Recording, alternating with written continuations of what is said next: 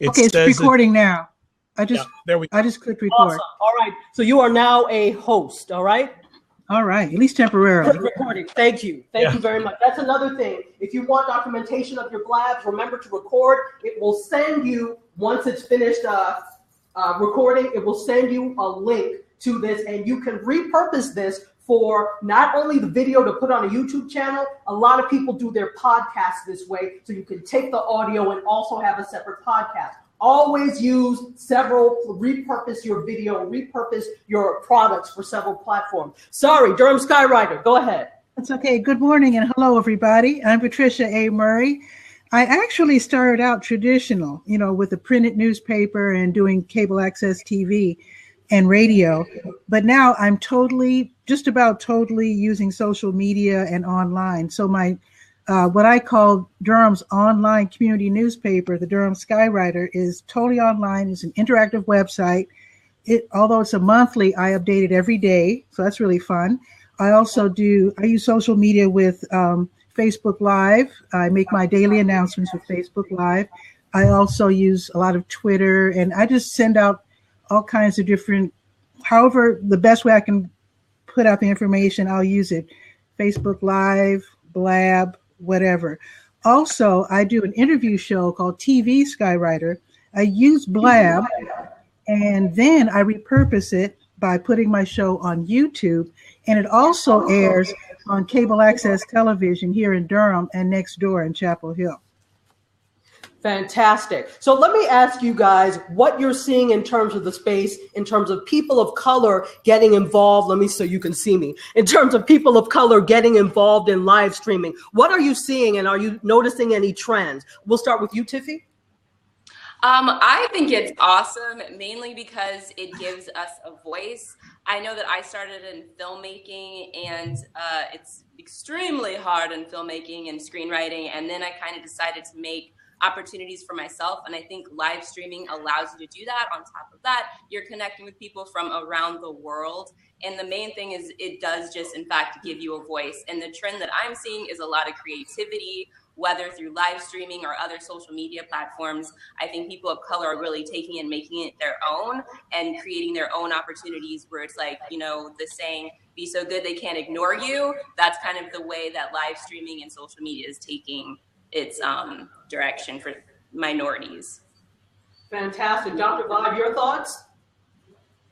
Well, one of the things that's very important to being a person of color is controlling your narrative.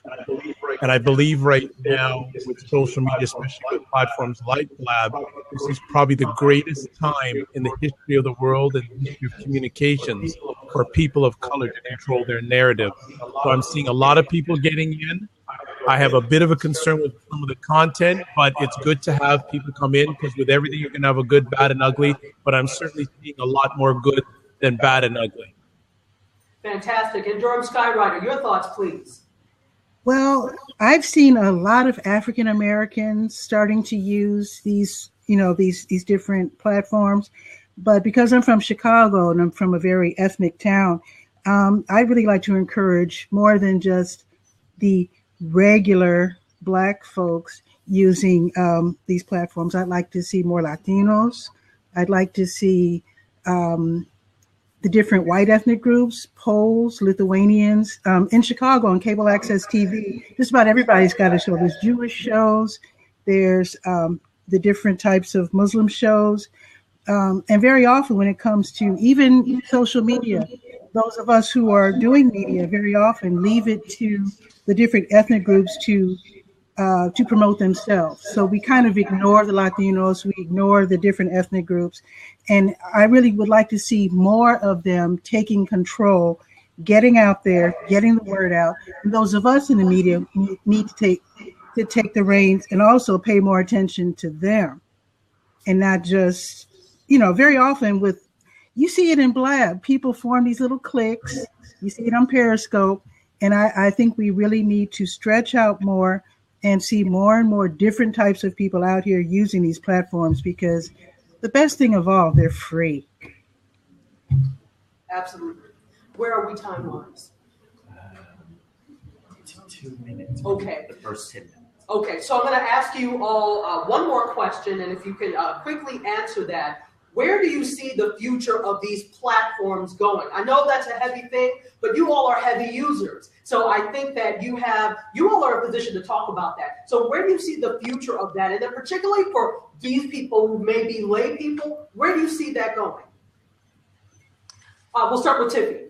Well, for me, the future, I know that a lot of different studios and networks are actually looking into creating live television shows. There's also a TV show that did its whole television show live for the audience and continues to do so into the future seasons. So I really see that live streaming is going to be, maybe it's not going to take over media, but it's going to be another aspect of media, kind of like how reality television didn't go anywhere. I can kind of see live streaming moving into more of a network kind of thing. And so I think that there is a future there, but just like anything, try everything out and see what works best for you, because there's a lot of different trends popping up in social media.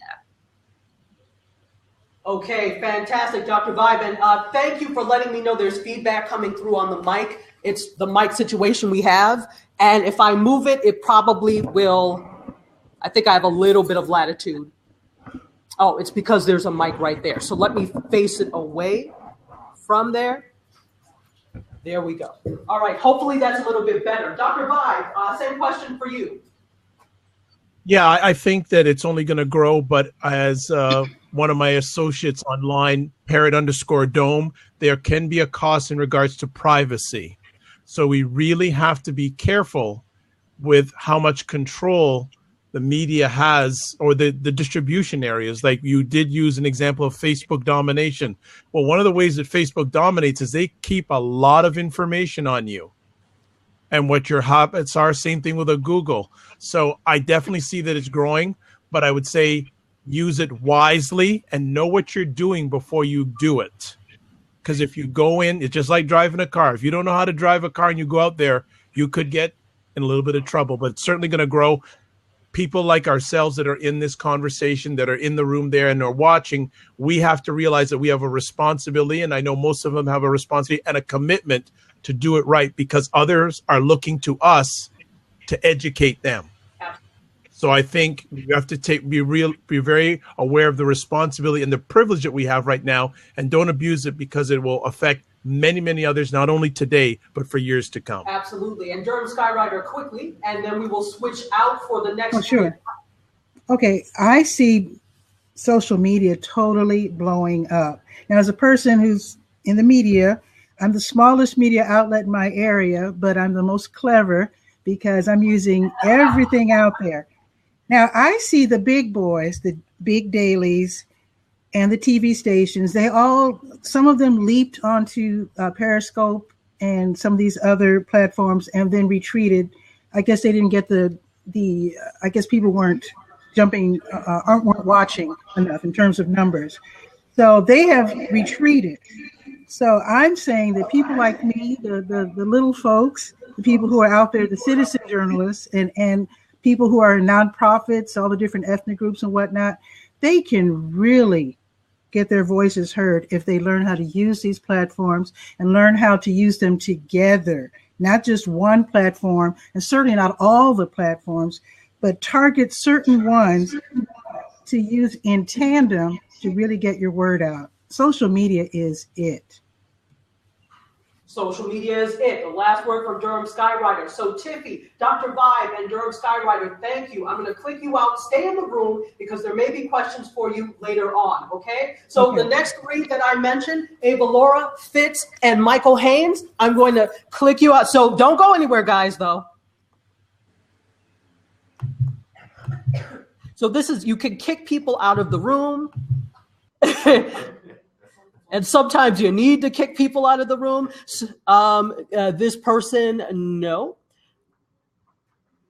Whoever's calling in, if you could stop calling in, please, so that we can have the other people come in. I'm just going to lock the seat. Now I'm going to unlock the seat, because you can lock seats too so that you can have one or as many people as you like. All right. Ava Laura, Fitz, somebody call in. Oh, I need to plug up my, is there a plug? Yeah. Okay. Can you get my? All right, fantastic.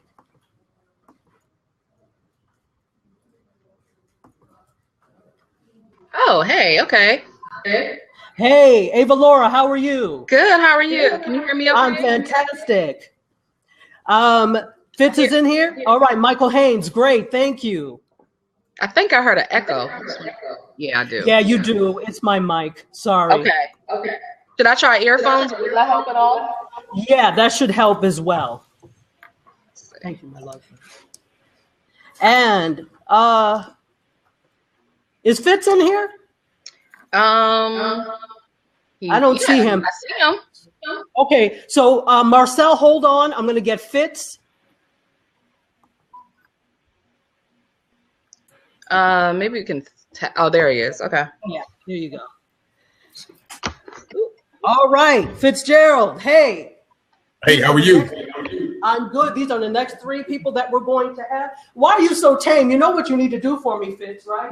Welcome to the show. Welcome to the show. So that's what he does. Fitz and Ava Laura, this fantastic show. Major CEOs are making waves in the business community. And then Michael Haynes, this is not just people of color, this is also people with disabilities. So Michael Haynes is in Vancouver, and he's a fantastic streamer and is doing a whole lot for people with disabilities in the space. So welcome the 3 of you to the, and if you could start the time over for me, fantastic. All right, welcome the 3 of you. So I want to, let's see. So I know, Michael, it can be a little bit difficult. So I'm going to start with you first and just try and be as, deliberate as possible. So, because it's coming through a speaker. So how are you, Michael? I'm incredible. Fantastic. Well, you look incredible as usual. So tell me what it's been like for you. You host a blab like several times a day. What is your goal in doing that? And how is that helping with people, for people with disabilities? I'm trying to get my mental out. Okay. I'm a believer in media. One more time, Mike.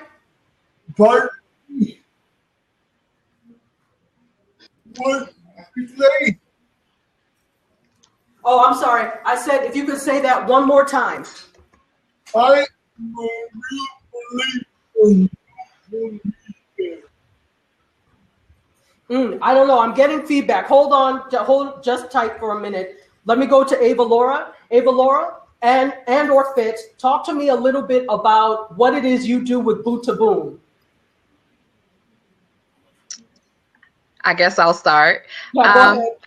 Thank you so much for having me, Tashi. So, I'm an intuitive consultant and life coach, and I've been in business now for about 10 years. And I started seeing a lot of trends and, things that were happening with business owners, in particular, Black business owners, not necessarily supporting each other, not necessarily making the money that we need to make, not taking care of ourselves. That's really what I specialize in helping entrepreneurs to, practice self-care, to do their inner work, their healing work, meditation, life coaching, things like that, so that they can be prosperous and successful in their business and in their life. And I started looking at my clients and a lot of the problems that they were having, and just myself, my own business journey, as an entrepreneur, a lot of the struggles that, I had been through as well. And just realizing that we didn't necessarily have to struggle as much as we were if we had the information, if we had the support, if we had the resources that we needed to have successful businesses.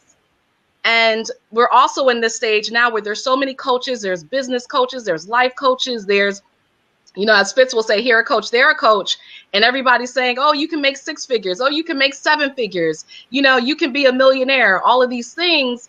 But people don't understand the amount of work that really goes into being a successful business owner. They don't see the behind the scenes grind, the daily hustle, the discipline that it takes, all the things that we go through, the mindset shifts, that we have to make, the sacrifices that we have to make. And so Boot to Boom really started as let's show what it really takes to be a successful entrepreneur in this world. And we're going to do that by featuring entrepreneurs who have made a certain level of success, monetary success, social success, that they've really created a platform that is leaving a legacy. So people who are doing big things in the world and allowing them to share their story into how they did it. Fantastic. And so in Boot to Boom, we feature the person behind the brand. So you it's very raw, it's very real. You get to hear, you see these big brands, Melinda Emerson and George Frazier, and we're going to have Michael Collier this week, and all these major people who have some success, but you get to see the behind the scenes person now. Fantastic. And Fitz, how long have you all been doing Boot to Boom, and how's it been going? Man, we just started yesterday. It's my first show. Boom, boom, boom. Woo! I tell you, the show has been going phenomenal. Part of my reason for starting the show was I was an industry expert. I knew my stuff, but the problem was nobody knew me. And as an entrepreneur, if nobody knows you exist, they can't bring you any money. And when you can't get any money, guess what? Your bills go unpaid. So because of that, I became a student of marketing and branding. And I'm using Boot to Boom to give back and help other entrepreneurs that are on this journey, because visibility is important. If you pull out your phone and Google what you do, not your name, and nobody can find you, guess what? Your clients can't find you if you can't even find yourself on Google. So that's why I helped start Boot to Boom, and it's going phenomenal. I laugh jokingly. I read I started reading the 4-Hour Work Week, and then I took a poll and asked how many entrepreneurs have read that book. And so many have read it, but yet all of them work more than 4 hours. So something ain't right. Boot to Boom is helping guide that, so that way you can get on to the other things in life besides working. Well, it's going awesome. Fantastic. Hey, Mike, can you hear me? Yeah. Okay, so I'm going to ask you some questions. So how long have you been broadcasting on Blab? I believe I 240 days. Yeah, I think I'm getting feedback from you. Did you say I can hear since Blab has started? He said 232 days. Yeah. Oh, 240. Oh, wow. Okay, good. You can also see how long people have been on. 232 days, and is it going well for you? Very well. Okay, great. And so what eventually would you like to see this grow into for you? What would you like to do eventually? I definitely would like to be catwalk you work my friend. I think I'm getting feedback because you don't have headphones on. Yeah, not the headphones. So did you? Okay. Hey, Laura, did you hear what he said? No. Okay. I can't hear him either. Oh, you can, or if you don't. Oh, he's gonna get his headphones. You can get your headphones, or you can type it. Yeah, he's gonna get his headphones. Okay. So what I'm going to do, Ava, Laura, and Fitz, I'm going to click you out and then have our next two in, but stay in the room so we can ask you questions later. Yes. Sounds good. Awesome. And Tashi, for the record, Boot to Boom has been on for 6 months. People actually believe Fitz when he said yesterday, we've been on for 6 months. You know what, though? I don't pay him any mind, but yes. So thank you, guys. Stay in the room. We'll be back. I'm going to kick you out, Ava, Laura. And Marcel, are you ready? Call in. I'm staying right here with you. No, you're not. No, you're not. It is not trying to kick you out. There you go. Marcel, welcome. And then who's my other person? Yolanda. Go ahead and call in. There you go. No. Stay there for now. If you have your headphones, we'll see if that works better. Yolanda, how you doing? I'm good. Let me know if I've got feedback. I don't have headsets, and I'm at a conference center as well. You're good. Okay. And Marcel? Marcel? Yes, can you guys hear me? We can hear you, but we can't see you, but that's yes, okay. Can you guys hear me? We can hear you. Yeah, I'm on a limited connection on the no ship problem. here, so I have to get rid of the camera. That's why.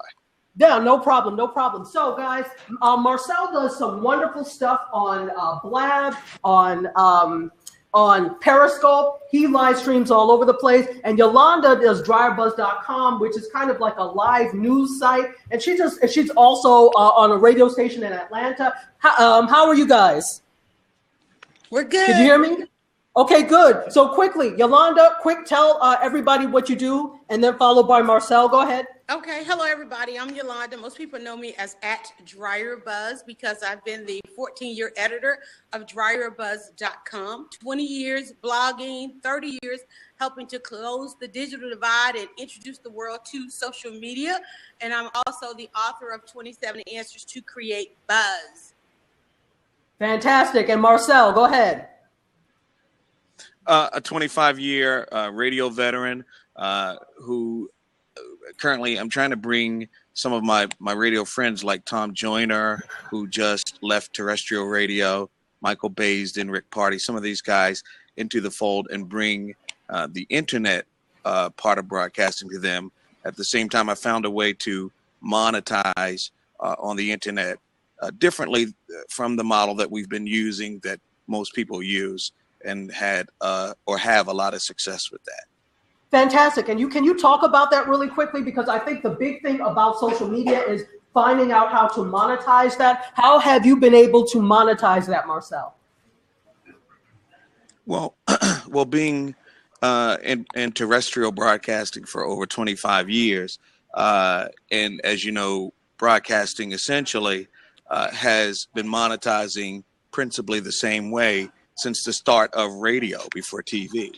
And you can no longer use that model, which is most people try to get a certain amount of followers or numbers, and they bring commercials or advertisers on to and monetize in that way. That model's gone, and you have to find a totally different way to do it. With the fact that we're able to broadcast live streams now, for the folks who are doing that, you are now your own broadcast arm, and you can lend yourself out to brick and mortar businesses, for example, and just anyone who is not there yet or who doesn't have the time or the know-how to be there. So that truly, and just to give you an example, a lot of businesses, small businesses and quite large businesses out there have done the work to their social media. What we can do is, alternatively, we can become their broadcast arm, and we can do that well. We can broadcast to their unique group that follows them and connects with them. Fantastic. It's a huge monetary stream there for everyone. Fantastic. Awesome. Thank you for that. So really quickly, Michael, let me hear you talk, please. Is that better? It is much better, much better. So go ahead and talk about what you hope to do in the future with your platform and how it's helping people with disabilities. Go ahead. Okay. What has enabled me to reach out and touch the world? Okay. I have been able to touch people around the world in ways I would not be able to otherwise. Okay. Basically, I love that the way that I can do things on that is mind-blowing. Fantastic, fantastic. And I can tell you love Blab because you're on there like several times a day. Like twice a day. Twice a day, yes, exactly. Several twice. So thank you, Michael. Thank you. And Yolanda, really quickly, where do you see yourself going with all the platforms that you use? Okay, one of the things we have been working really hard, especially with the announcement at Facebook's F8. If you notice that one line that Mark Zuckerberg gave, it just basically stuck out to us. He said that over their 10-year plan is to give everyone the power to share anything with anyone. So we went right to the drawing board. We were already focusing on Dryer Bus 2020 and then 27 answers for 2025. And we knew then after F8 that we were on point with where we're going because we've been involved in this through every generation of technology and social media. One thing I will say is that we don't have to worry about social media replacing anything because there's never been a medium that replaced another medium. You know, television didn't knock out radio, newspapers, or anything. Social media is just becoming another medium for us to broadcast our message. I work with entrepreneurs and small business who want to use social media for business. So therefore, they got a little bit of a different strategy. Where we are going is just to help people connect and begin to broadcast their message to make sure they reach their audiences and as well as their customers. We're now in a gig economy and we've got to be respected to that. I took an Uber to get here. I'm actually at a conference center. Everybody's looking for that attached but kind of a detached life, and we want to serve those. Anywhere in the world is where we want to go next. Fantastic. All right, so I'm going to, before we get to our other two presentations, is there anyone who has questions for anybody that was in the blab today? No? Oh, okay. So, yes, ma'am. And do you know who? Yes, it's Yolanda. Yeah, so there's a question for you, Yolanda. Okay. I just have to tell her. Yeah, sure, go ahead. I just wanted to know, I know she mentioned that she's been blogging for about 20 years, and that's something that I would like to kind of launch personally myself. I would like to know, is that kind of all she does? Is that like her full-time occupation, or does she have to balance an outside job with that? I don't know did you hear her? I think she asked if this was my full-time occupation. Yes, okay. Yes. Well, let me explain how that works. I started blogging 20 years ago because I wanted to spend more time at home as a young mother. So that blogging was my second job. And then after the kids were grown, I had a few minutes to enjoy an empty nest. And then my parents needed me. My mother became ill. That's when I realized that I could really leverage this platform. The day I had to make some decisions for my mother and decide that I would, when she was going through this catastrophic illness that we went through, I was able to stay by her side, not having to go back to work. And I've been in this capacity full time for 2 years, driven by the fact I wanted to be at my mother's side. She didn't even realize what an entrepreneur was until she looked up fearful from her bed and knowing that her daughter didn't have to leave her side. That's when I knew that I could leverage this. And that's when I began to write all those ebooks. And I said, I've got to monetize, really monetize this now. And that's when I launched 27 Answers, when I went from a mom to a little bit of an emptiness into going into a full-time caregiver right now. The minute I jump off this blab, I got to go fix lunch and all those other things. But in order, I can still enjoy opportunities like this because of the use of social media. Fantastic. Thank you. And we had a question here from Lillian. Yes. So I have a student who walked into my office about 6 months ago. And she's interested in using live streaming and YouTube in order to do fashion branding. And she needs to be able to monetize that whole idea.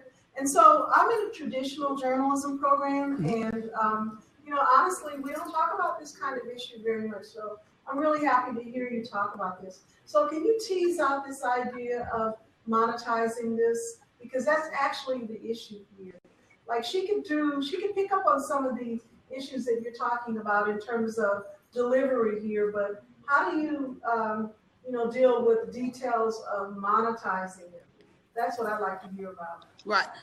Is that for me? Is that for Yolanda specifically? Yeah, Yolanda. Okay, Yolanda, this is for you. And let me tell you, first and foremost, you guys can go to 27answers.com if you really want to learn about monetizing. But the thing about monetizing is to understand. So she said, 27answers.com. Right.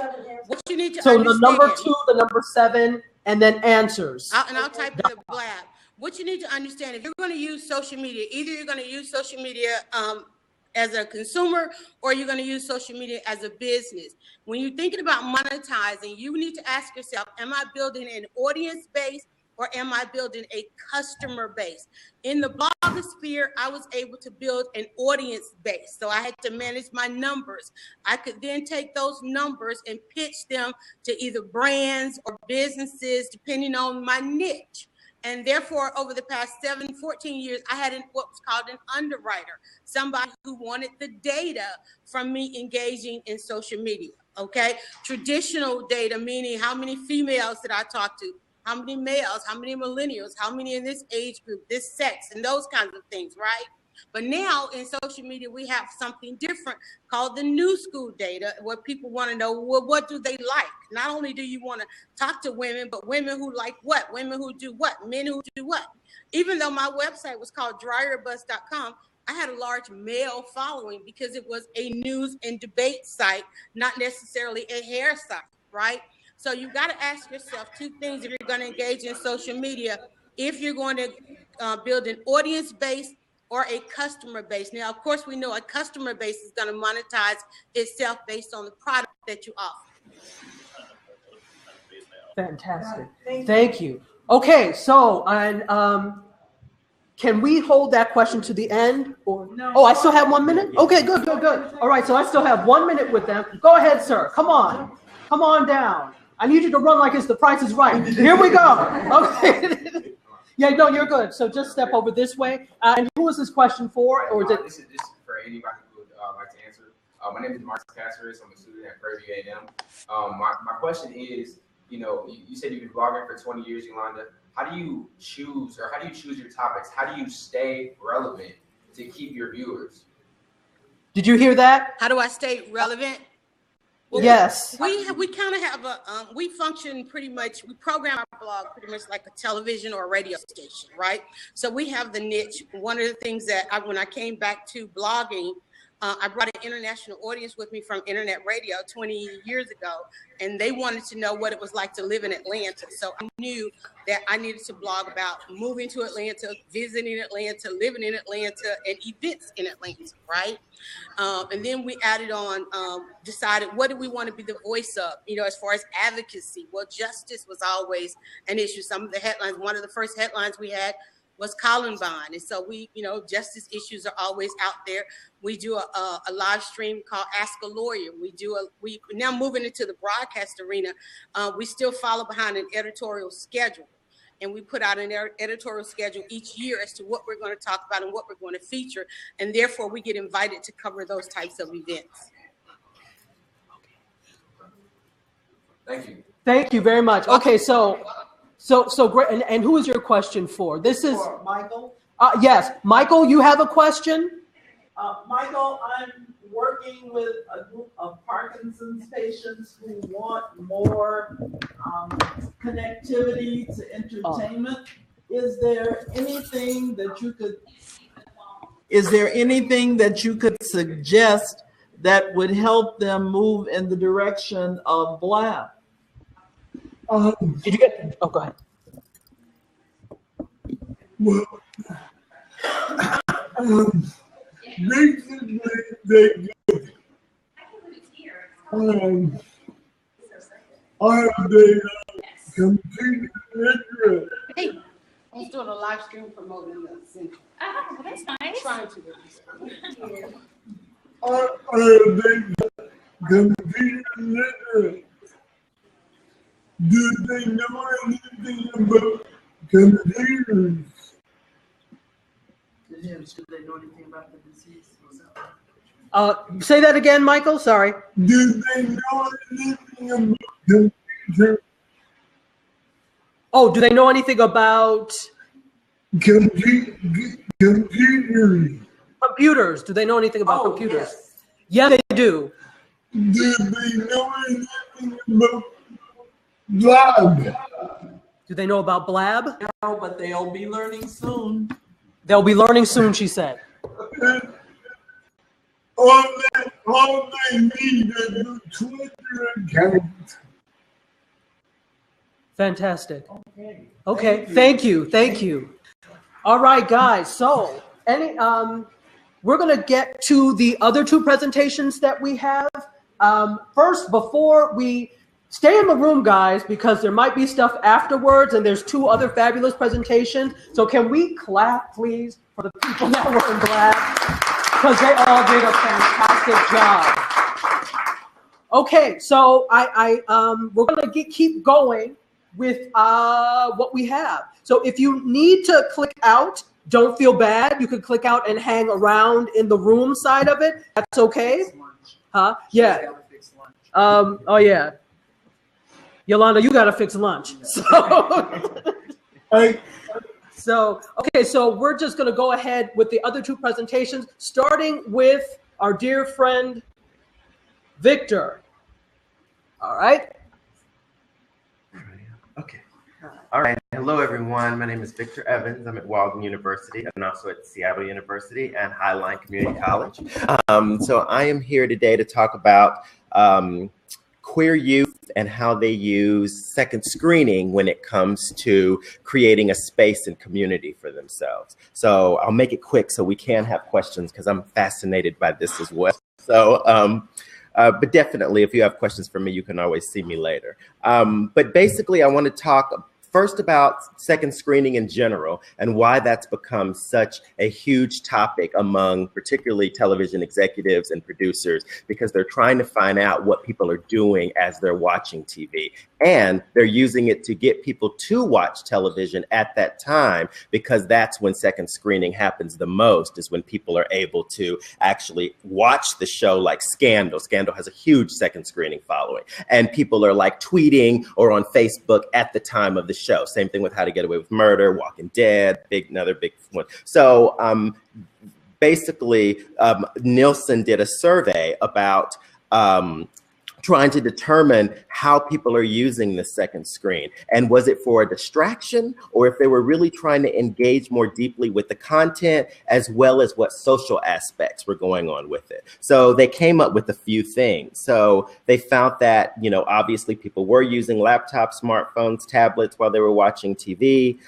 They found that 44% use a second screen half the time they watch TV. 40% of them are watching TV programs, while 34% are watching sporting events. They also found that 72% are more likely to watch a TV show after engaging with its social media page or a second screen app.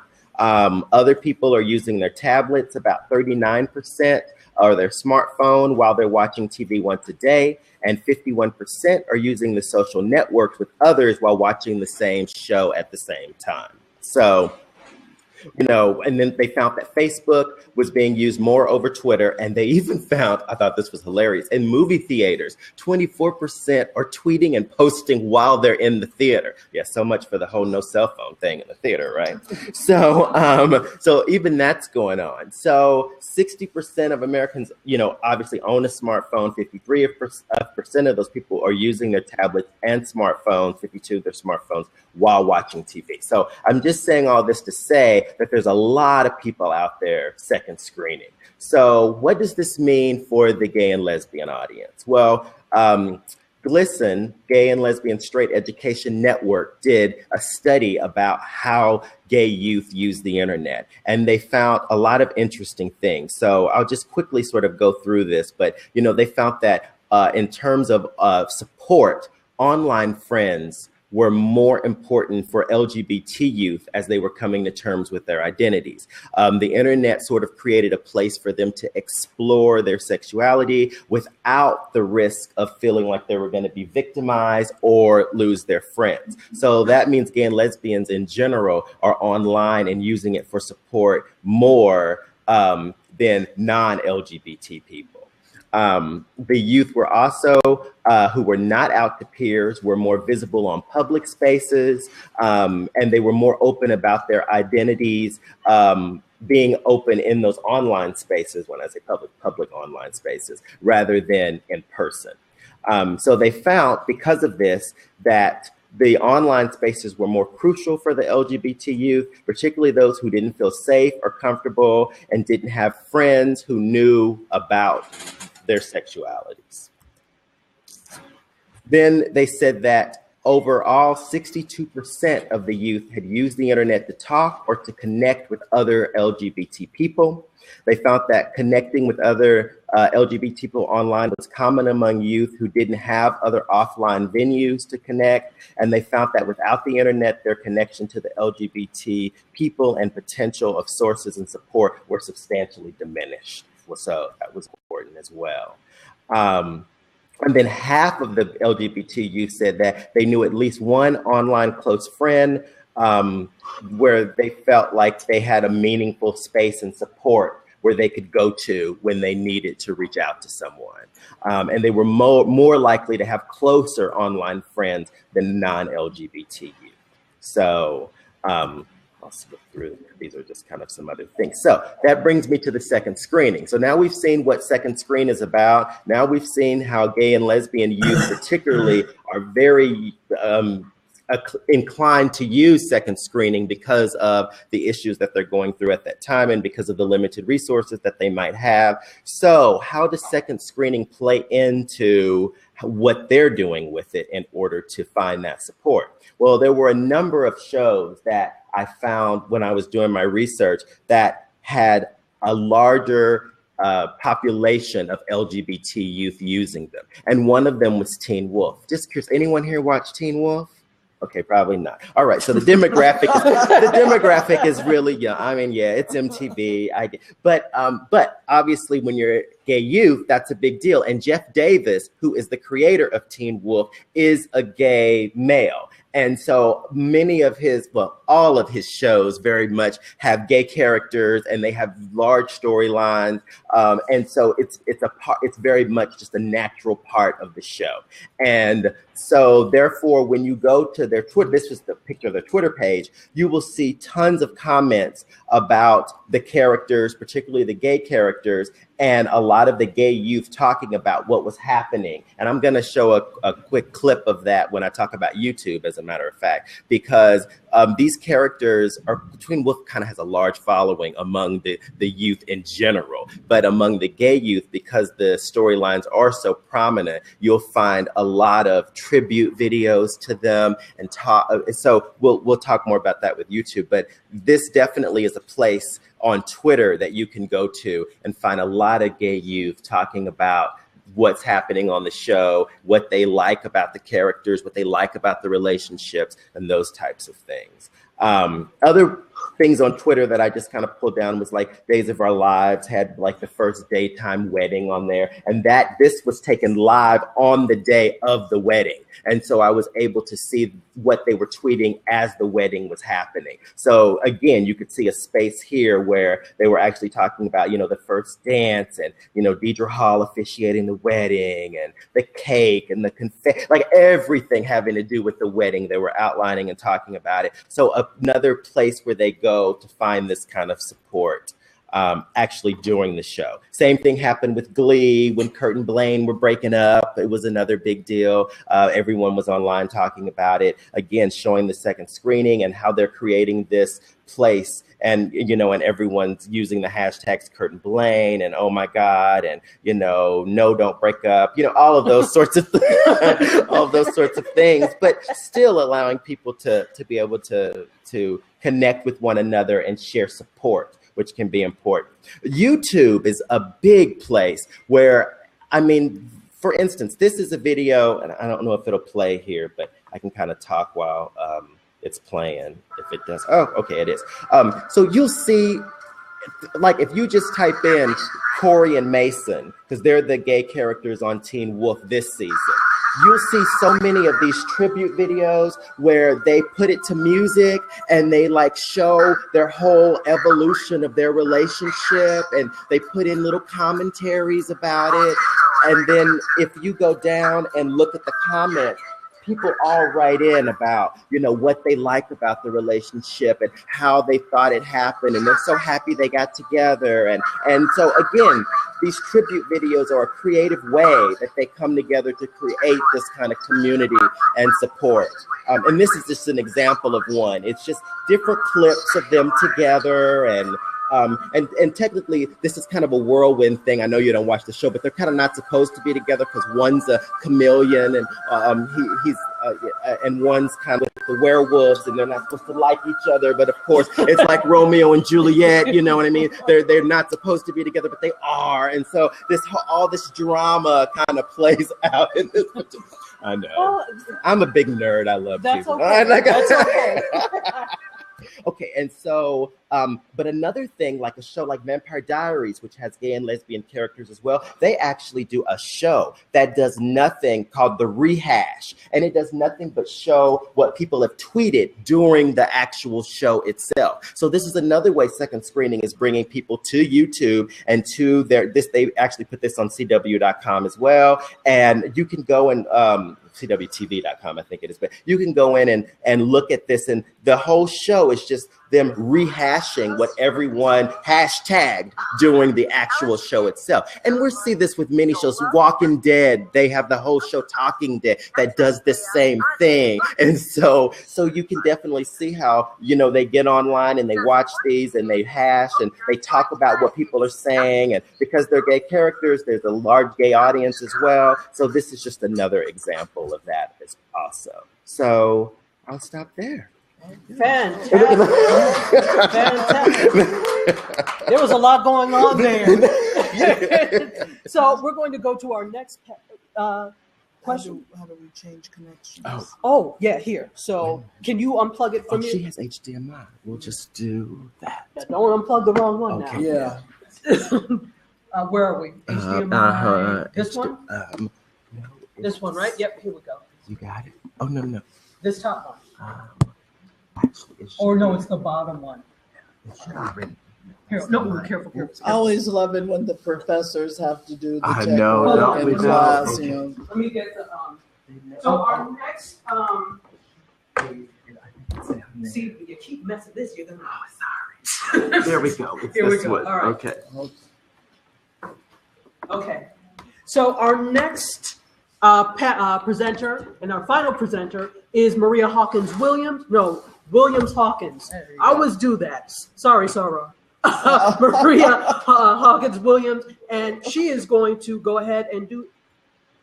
We got it? Not quite yet. Oh no, it should be there. It should be there. Just make sure you're pressing the right one. She's on 3. There we go. There we go. Okay. All right. All right. So I'm glad they saved me for last. I probably should have gone first because I'm the old school person on the panel today. My focus. No, but you're the youngest. Yeah. My purpose of looking at this particular topic was just to get some of the topics and to look at the transition from broadcasting to online back to broadcasting or film, because what I found in doing my research for some other projects was that a number of producers of color want their work to be seen, and they're not being received in such a way that their first film is automatically going to be picked up by MGM. But after the networks and the film companies see that something has made a lot of impact in terms of attracting audiences, then they start looking at some of those same producers. One of the things I had hoped that we could play, but there's no way because we had such good contact in the Blab session, was you can find it online. It's a group of 10 Black producers who are online winners, and they talk about what it is that's not happening for everybody that's beginning to happen to them, which is that their show ideas are being accepted.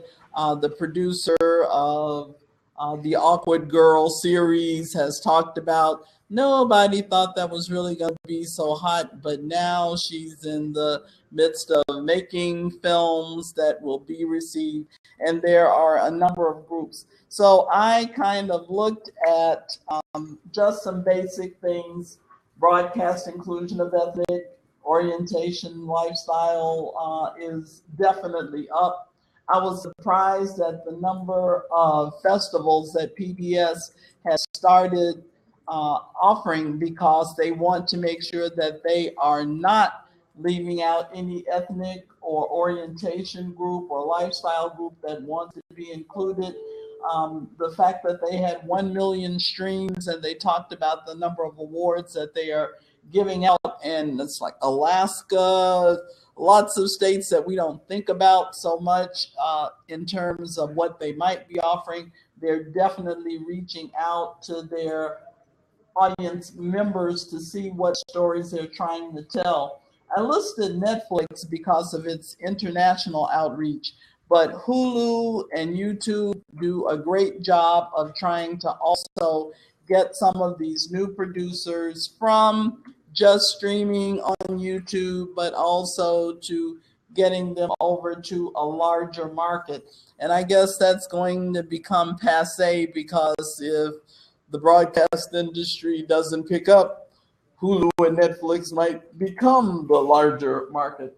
But since my paycheck comes from, in part, a broadcast group, I am prayerful that they will continue to be profitable. And also, Netflix influence in Africa has been extremely significant, especially with regard to women filmmakers getting their stories out. Just because of cultural issues, the men can always get their stories out. The women have difficulty even meeting with those who could listen, or I should say, would listen to them without their husbands coming with them to say it's okay for her to produce this movie. So I just have some samples of their work. Would like to point out, I looked for samples from the LGBT community, which is the largest producing group, and they have a number of stories that cross all ethnic groups. So if I was looking for the most diverse group, I'd go to LGBT, because everybody is there, from the little bitty Alaskan groups to anybody else that you could think of internationally. Following that, it would be looking at women, and especially women of color, trying to tell their story. The issues that become significant for African American women is those things that we can't talk about outside of culture. For Asian women, it seemed to be, how can we make money and be even more independent without looking like we're making more money and being more independent. But Michelle Phan made quite a bit of money very quickly. Latinos were concerned that the stories that they had to tell were stories that revealed their culture, because they thought nobody knew their culture. And some of the directors said they realized when they started doing the research, they didn't know their culture either. It's been lost over generations of people trying to Americanize, especially for the Mexican community, but the Puerto Rican community had some similar things to say. And the African women's group was most concerned about trying to talk about AIDS and what it's done across the continent, not just in individual countries, but across the continent, the people who've been taken away from them, how it is that they're supposed to act like they don't know how these people got the disease, what it is that they should do that helps them tell their story without outing other people. That's a hard thing. So I just put a few samples of the works that were available to me. Let me go back on. Wow. You okay? Yeah, I'm going to play what I can get, because I know we don't have much time.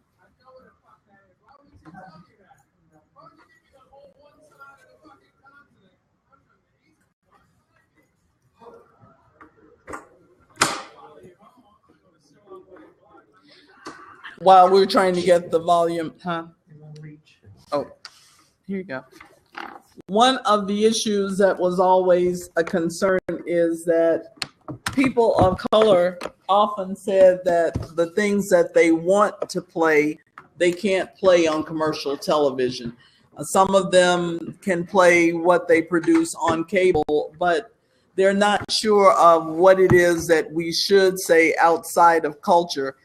This particular cut has more cursing than what CBS, NBC, ABC, or Fox is going to play, but I hear similar curse words on cable. So some of the things could be played late night, but not so much. Okay, that's a women's show, but I'll take what I can get. Do you want me to go back? Can I go back? You have to, I'm not sure how to go back, dude.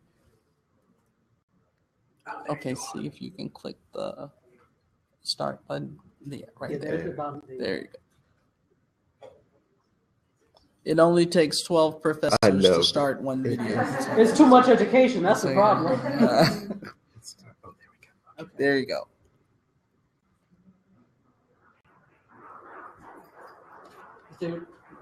There is audio. This is women telling their story. I think this is Kindred.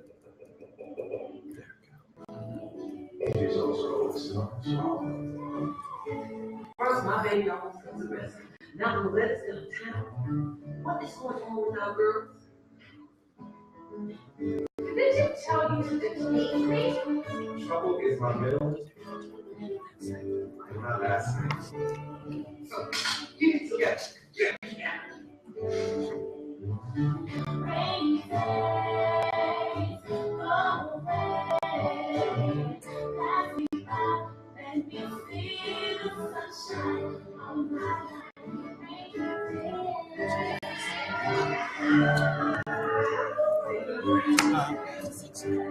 Okay.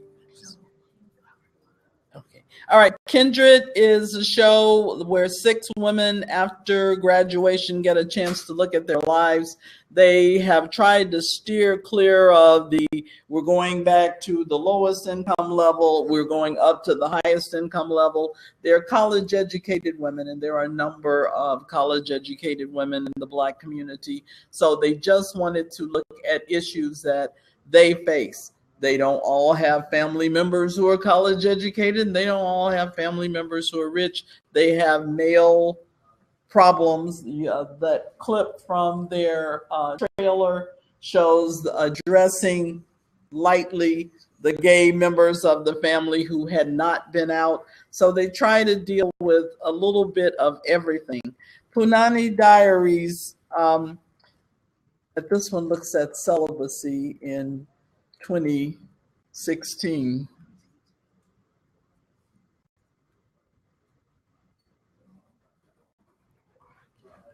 Not working? I can't get it to hit the button. There we go. There we go. Got it. Yeah.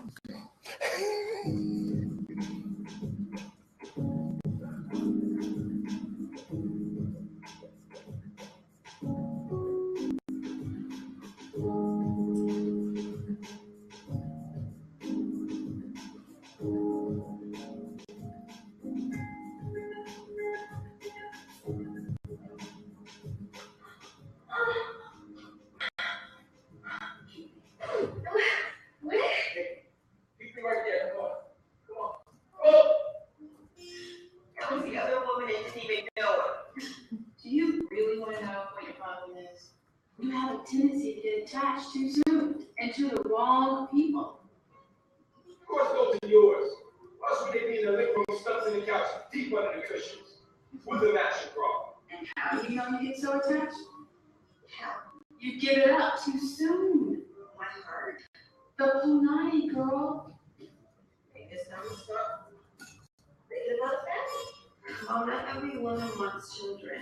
Your Aunt Betty didn't want kids. And I loved her just the same. I'm not a lesbian, Mom.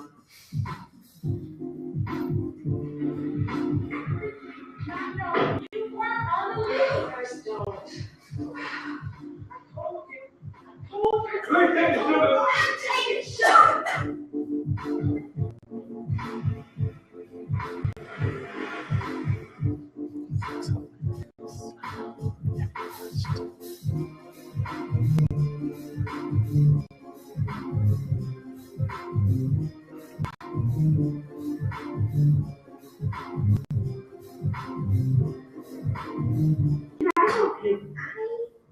need to see what the you have on.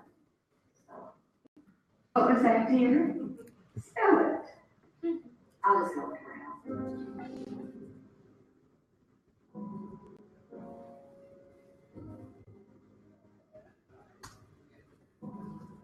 It's just like a vinaigrette patch for sex. Oh, this is so great. I don't exercise. There's always a plus. Yeah, is it risky? Oh, is it? Yeah, you know how when you stop wearing earrings for a long time, the holes close up?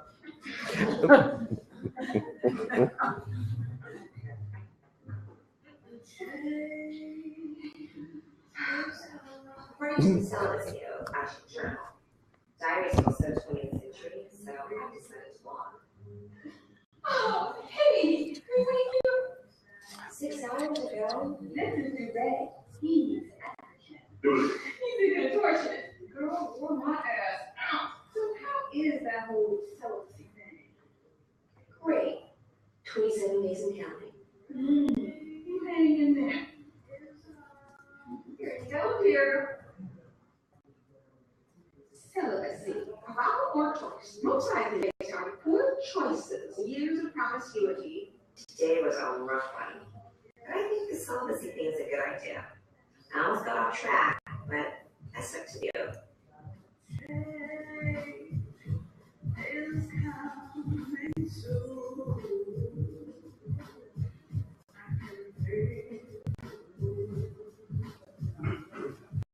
Okay, so it's promotional for Punani Diaries, and that's the end of my time. But the biggest thing that I enjoyed about trying to go to each ethnic group is trying to see the stories that they say the bigger broadcast industry or film industry doesn't want to deal with. So if they don't produce these stories, the stories don't get out, and there's never an open conversation, and we don't understand each other any better. Thank you. Thank you.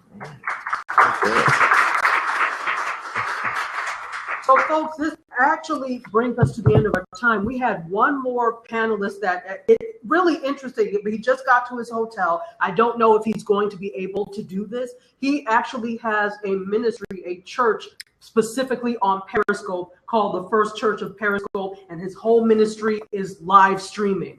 So it's fantastic, and he was on the road, and he just got to his hotel now, so he wasn't able to do this. But what I'm going to do, I will do a blab specifically with him. So if any of you are interested in watching and hearing more about that, you can tune into the blab. Okay, and you hear me putting you out there, Dr. Walter Sims. So we're going to do a blab together so that we can talk and other people can hear. And also, I've asked all the panelists to put their information in the blab. So if you wanted to contact them about anything, you could do so. And we had a good number of people that 99 people watched this. So this was a good thing. And I thank you all for being here. Thank you for taking the plunge into something a little different this time. And I hope you enjoy the rest of your conference. Thank you. I'm sorry, really quickly, does anybody have any questions for either of them? I know you do. They can see us after. We can do the after show. We can actually do the after show if you'd like. You do have a question. Go ahead. Go ahead. Absolutely. So if you're interested in using Blab at all, which is a great tool, you go to blab.im and you can sign in with your Twitter handle. And then you can watch other blabs. There are blabs from all over the world, or you can host a blab, which is a great thing. This, I mean, you could do a talk show. There's no reason now that we cannot produce because all of these live streaming apps exist. So take this information, arm yourselves, and go forth to your classrooms. All right, guys, thank you so much. And if you have any questions, please come up and ask afterwards.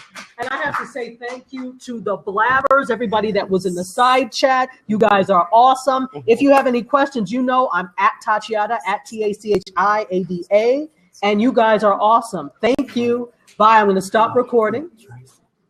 And we have to thank Tracy for